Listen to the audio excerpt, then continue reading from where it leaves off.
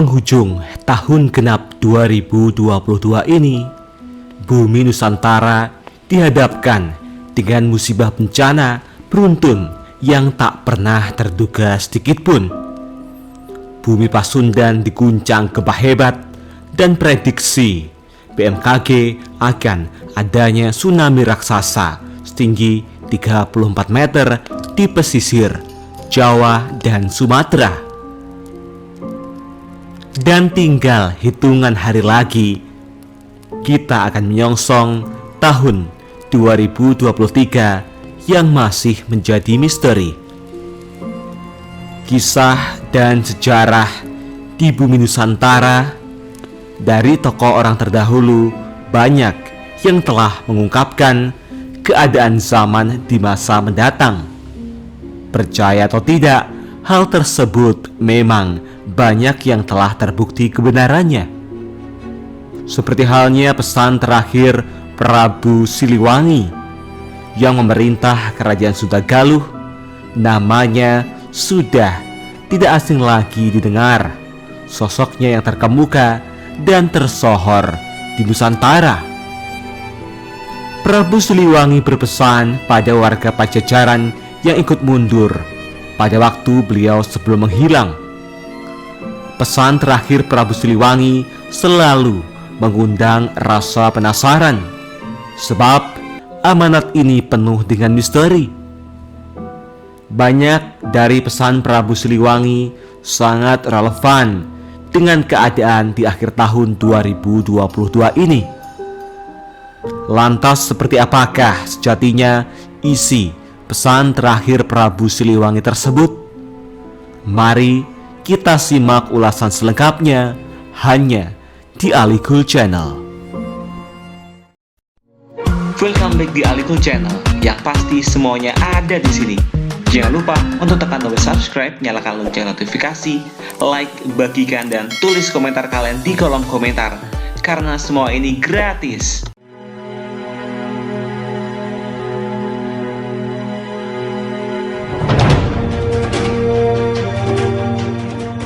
Prabu Dewataprana Sri Baduga Maharaja atau Prabu Siliwangi lahir 1401 Masehi di Kawali Ciamis, mengawali pemerintahan zaman Pakuan Pajajaran Pasundan yang memerintah kerajaan Sunda Galuh selama 39 tahun.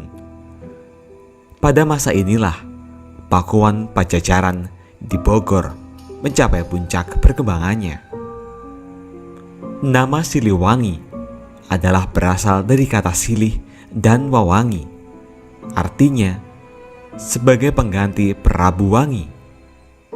Tentang hal itu, pustaka Raja-Raja Romawi I Bumi Nusantara Romawi II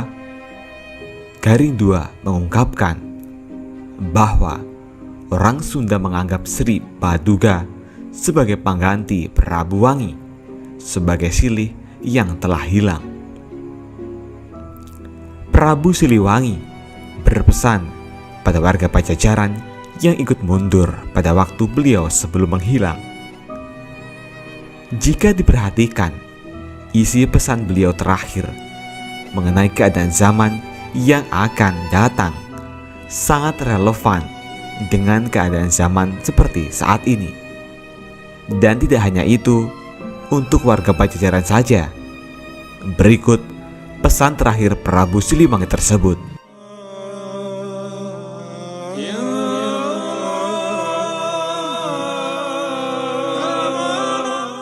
Perjalanan kita hanya sampai di sini. Hari ini, walaupun kalian semua setia padaku, tapi aku tidak boleh membawa kalian dalam masalah ini, membuat kalian susah, ikut merasakan miskin dan lapar. Kalian boleh memilih untuk hidup ke depan nanti, agar besok lusa kalian hidup senang, kaya raya, dan bisa mendirikan lagi Pajajaran. Bukan Pajajaran saat ini, tapi Pajajaran yang baru, yang berdiri oleh perjalanan waktu. Pilih. Aku tidak akan melarang, sebab untukku tidak pantas jadi raja yang rakyatnya lapar dan miskin. Dengarkan, yang ingin tetap ikut denganku, cepat memisahkan diri ke selatan. Yang ingin kembali lagi ke kota yang ditinggalkan, cepat memisahkan lagi diri ke utara. Yang ingin berbakti kepada raja yang sedang berkuasa, cepat memisahkan diri ke timur. Yang tidak ingin ikut siapa-siapa, cepat memisahkan diri ke barat. Dengarkan, kalian yang di timur harus tahu kekuasaan akan turut dengan kalian dan keturunan kalian nanti yang akan memerintah saudara kalian dan orang lain. Tapi kalian harus ingat, nanti mereka akan memerintah dengan semena-mena.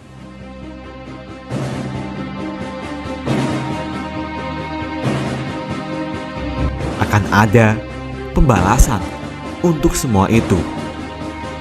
Silakan pergi. Kalian yang di sebelah barat, carilah oleh kalian Ki Santang, sebab nanti keturunan kalian yang akan mengingatkan saudara kalian dan orang lain, ke saudara sedaerah, ke saudara yang datang seperdirian dan semua yang baik hatinya. Suatu saat nanti, apabila tengah malam dari gunung Halimun terdengar suara minta tolong, nah, itu adalah tandanya semua keturunan kalian dipanggil oleh yang mau menikah di Lebak Cawene. Jangan sampai berlebihan, sebab nanti telaga akan banjir. Silahkan pergi. Ingat, jangan menoleh ke belakang. Kalian yang di sebelah utara, dengarkan. Kota tak akan pernah kalian datangi. Yang kalian temui hanya padang yang perlu diolah. Keturunan kalian kebanyakan akan menjadi rakyat biasa. Adapun yang menjadi penguasa tetap tidak mempunyai kekuasaan. Suatu hari nanti akan kedatangan tamu, banyak tamu dari jauh, tapi tamu yang menyusahkan. Waspadalah. Semua keturunan kalian akan aku kunjungi, tapi hanya pada waktu tertentu dan saat diperlukan. Aku akan datang lagi, menolong yang perlu, membantu yang susah, tapi hanya mereka yang bagus perangainya. Apabila aku datang takkan terlihat, apabila aku berbicara takkan terdengar. Memang aku akan datang, tapi hanya untuk mereka yang baik hatinya, mereka yang mengerti dan satu tujuan, yang mengerti tentang harum sejati, juga mempunyai jalan pikiran yang lurus dan bagus tingkah lakunya. Ketika aku datang, tidak berupa dan bersuara, tapi memberi ciri dengan wewangian. Semenjak hari itu, Pajajaran hilang dari alam nyata. Hilang kotanya, hilang negaranya. Pajajaran tidak akan meninggalkan jejak selain nama untuk mereka yang berusaha menelusuri. Sebab bukti yang ada akan banyak yang menolak. Tapi suatu saat akan ada yang mencoba supaya yang hilang bisa ditemukan kembali. Bisa saja hanya menelusurinya harus memakai dasar, tapi yang menelusurinya banyak yang sok pintar dan sombong dan bahkan berlebihan kalau berbicara.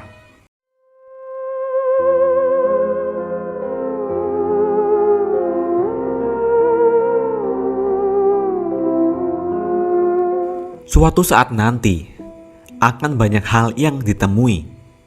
Sebagian-sebagian sebab terlanjur dilarang oleh pemimpin pengganti. Ada yang berani menelusuri terus-menerus, tidak mengindahkan larangan mencari sambil melawan sambil tertawa. Dialah anak gembala. Rumahnya di belakang sungai. Pintunya setinggi batu, tertutupi pohon hadililun dan hanjuang. Apa yang dia gembalakan? Bukan kerbau, bukan domba, bukan pula harimau ataupun banteng, tetapi ranting daun kering dan sisa potongan pohon. Dia terus mencari, mengumpulkan semua yang dia temui, tapi akan menemui banyak sejarah atau kejadian. Selesai zaman yang satu, datang lagi satu zaman yang jadi sejarah atau kejadian baru. Setiap zaman mempunyai sejarah, setiap waktu akan berulang itu dan itu lagi. Dengarkan, yang saat ini memusuhi kita akan berkuasa hanya untuk sementara waktu. Tanahnya kering, padahal di pinggir sungai Cibateun dijadikan kandang kerbau kosong. Nah, disitulah sebuah negara akan pecah oleh kerbau bule yang digembalakan oleh orang yang tinggi dan memerintah di pusat kota. Semenjak itu, raja-raja dibelenggu. Kerbau bule memegang kendali dan keturunan kita hanya jadi orang suruhan. Tapi kendali itu tak terasa sebab semuanya serba dipenuhi dan murah serta banyak pilihan. Semenjak itu, pekerjaan dikuasai monyet. Suatu saat nanti, keturunan kita akan ada yang sadar, tapi sadar seperti terbangun dari mimpi. Dari yang hilang dulu, semakin banyak yang terbongkar. Tapi banyak yang tertukar sejarahnya. Banyak yang dicuri, bahkan dijual. Keturunan kita banyak yang tidak tahu bahwa zaman sudah berganti. Pada saat itu, geger di seluruh negara. Pintu dihancurkan oleh mereka para pemimpin. Tapi pemimpin yang salah arah. Yang memerintah bersembunyi. Pusat kota kosong, kerbau bule kabur. Negara pecahan diserbu monyet. Keturunan kita enak tertawa, tapi tertawa yang terpotong. Sebab ternyata pasar habis oleh penyakit, sawah habis oleh penyakit, tempat padi habis oleh penyakit, kebun habis oleh penyakit, perempuan hamil oleh penyakit. Semuanya diserbu oleh penyakit. Keturunan kita takut oleh segala yang berbau penyakit. Semua alat digunakan untuk menyembuhkan penyakit sebab sudah semakin parah.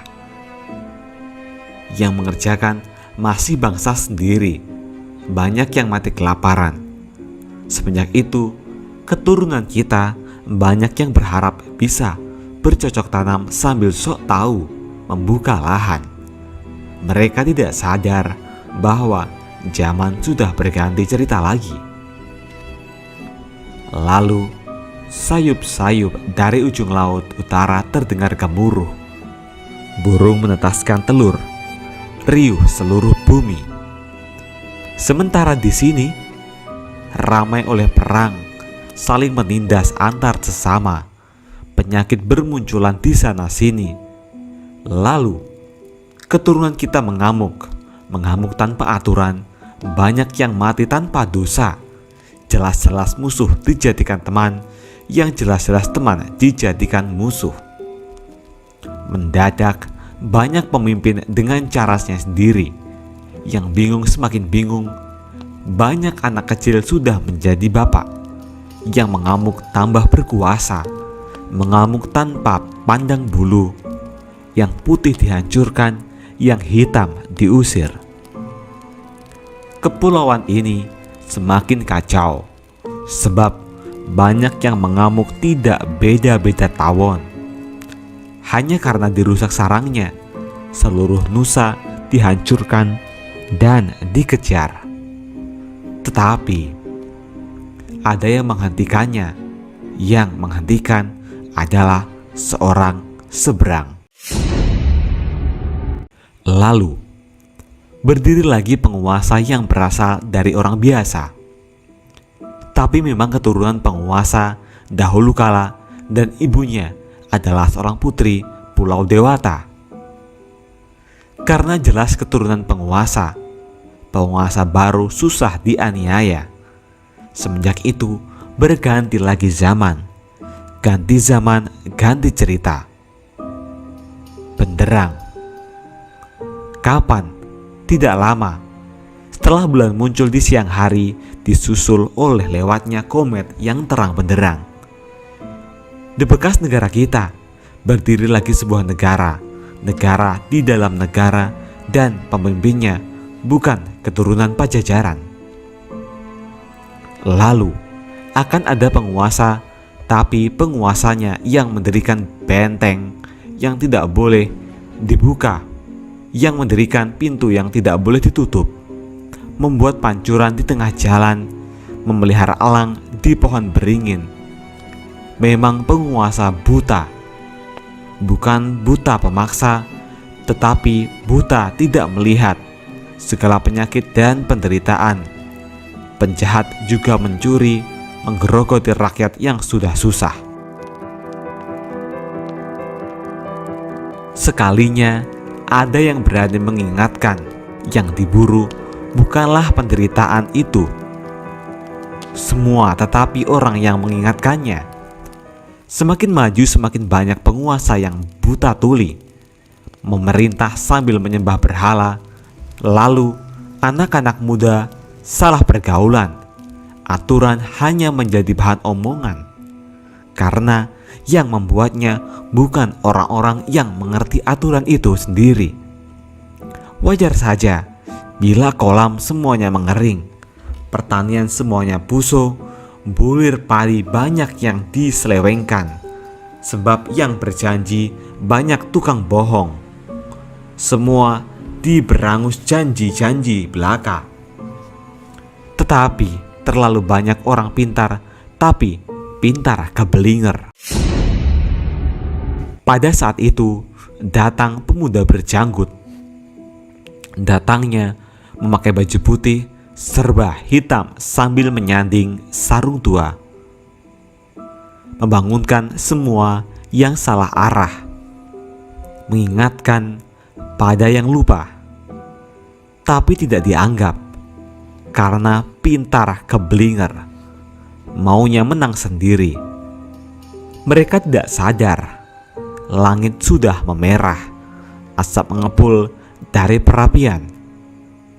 Alih-alih dianggap, pemuda berjanggut ditangkap, dimasukkan ke penjara, lalu mengacak-ngacak tanah orang lain, beralasan mencari musuh, tapi sebenarnya mereka sengaja membuat permusuhan.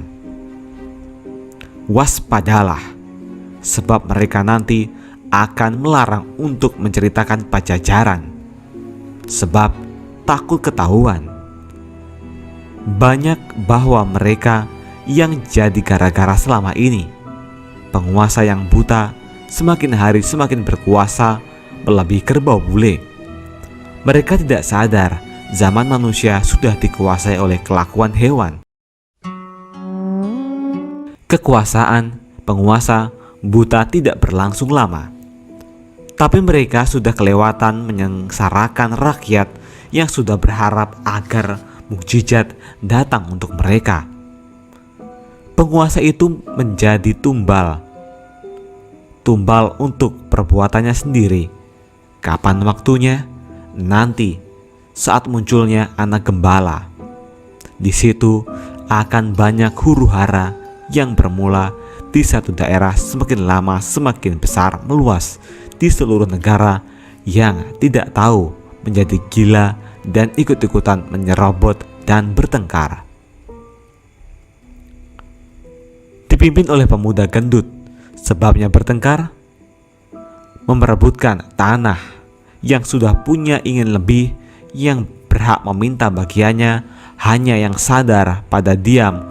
Mereka hanya menonton, tetapi tetap terbawa-bawa. Yang bertengkar lalu terdiam dan sadar ternyata mereka memperebutkan pepesan kosong. Sebab tanah sudah habis oleh mereka yang punya uang. Para penguasa lalu menyusup, yang bertengkar ketakutan kehilangan negara. Lalu mereka mencari anak gembala yang rumahnya di ujung sungai, yang pintunya setinggi batu, yang rimbun oleh pohon handeleleun dan hanjuang. Semua mencari tumbal, tapi pemuda gembala sudah tidak ada. Sudah pergi bersama pemuda berjanggut, pergi membuka lahan baru di Lebak Cawene. Yang ditemui bahwa gagak yang berkoar di dahan mati. Dengarkan, zaman aku berganti lagi. Tapi nanti setelah gunung gede meletus, disusul oleh 7 gunung ribut lagi, seluruh bumi orang sudah dipanggil-panggil. Orang Sunda memaafkan, balik lagi semuanya. Negara bersatu kembali, Nusa Jaya lagi. Sebab berdirinya Ratu Adil yang sejati. Tapi siapa Ratu Adil tersebut? Dari mana asalnya sang ratu? Nanti juga kalian akan tahu. Sekarang cari oleh kalian pemuda gembala. Silahkan pergi. Ingat, jangan menoleh ke belakang.